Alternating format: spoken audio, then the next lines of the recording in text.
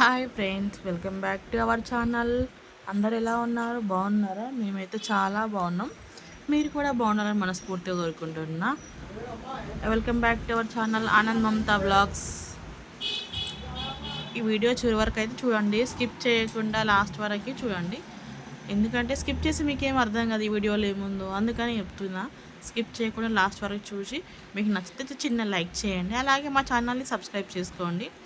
మేమైతే మొన్న ఈవినింగ్ అయితే విలేజ్కి అయితే వెళ్ళినాము.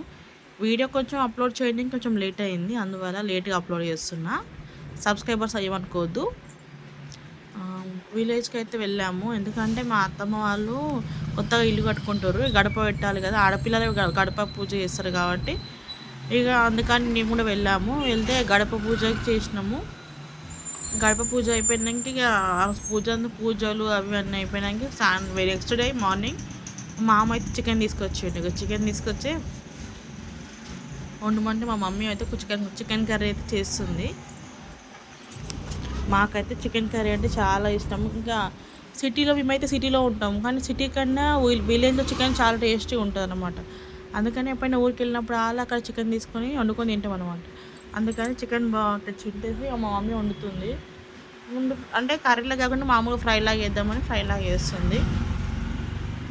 కొత్తగా బయట కట్టెల పొయ్యి పెట్టి కట్టెల పొయ్యి మీద అయితే చికెన్ కర్రీతో వండుతుంది. ఎందుకంటే స్టవ్ మీద కంటే కట్టెల పొయ్యి మీద వండుకుంటే చాలా టేస్టీగా ఉంటుంది. మా మమ్మీ కూర వండుతుంటే మా పాప సతాయిస్తుంది, మా చెల్లెని ఏమో వీడియో తీస్తుంది. నేనైతే అక్కడ దూరంగా కూర్చొని చూస్తున్నా వాళ్ళందరినీ ఏం చేస్తురా అని.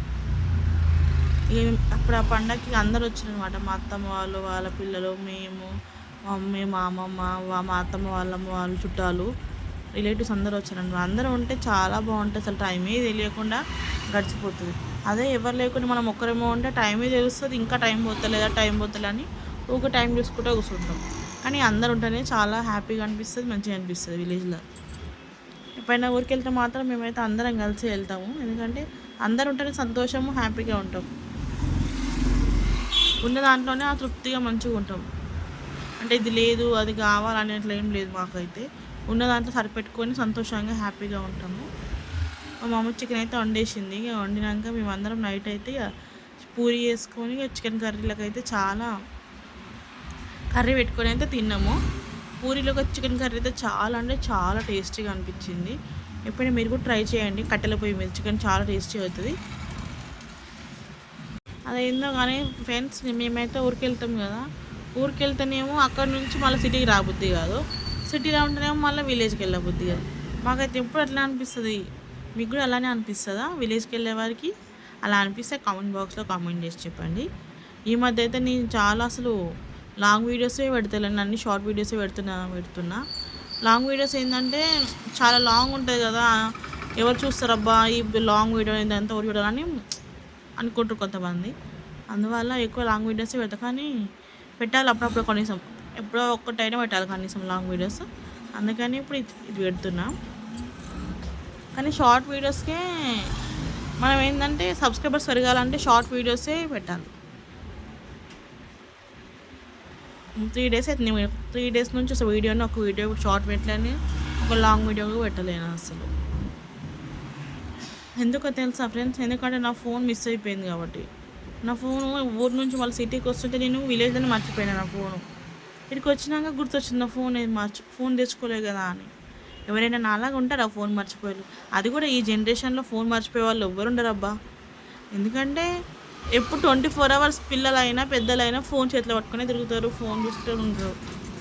ఎవరు చూసి ప్రతి ఒక్కరు మొబైల్ పట్టుకునే ఉంటారు. అలాంటి నేను మొబైల్ మర్చిపోయినా అంటే నేను ఎంత గ్రేటో అసలు ఆలోచించండి. నాకు ఆస్కర్ అవార్డు ఇవ్వాల్సిందే నా మతిమరుపుకి.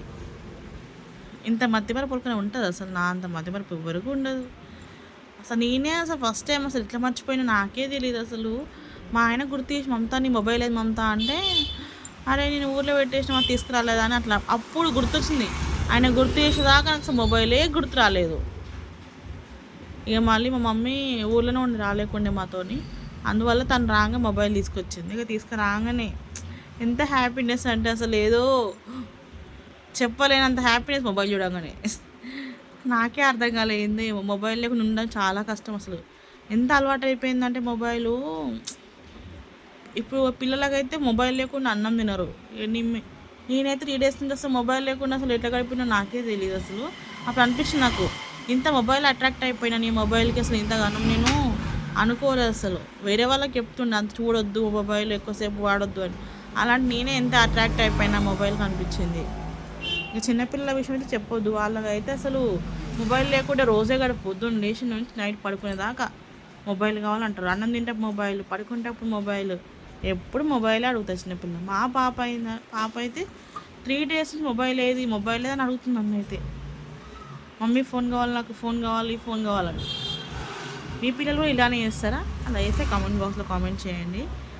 ఇక మా మమ్మీ అయితే పాపం చాలా కష్టపడింది. చికెన్ కర్రీ అండి, ఫిష్ ఫ్రై చేసి, పూరి చేసి, బగారా రైస్ చేసి చాలా అలసిపోయిందబ్బా పాపం. ఎంతైనా మమ్మీస్ గ్రేట్. వాళ్ళంత కష్టం మనం పడలేము. వాళ్ళు చాలా ఓపికతో అన్ని పనులు చేస్తారు. నా వీడియో నచ్చితే చిన్న లైక్ అయితే చేయండి.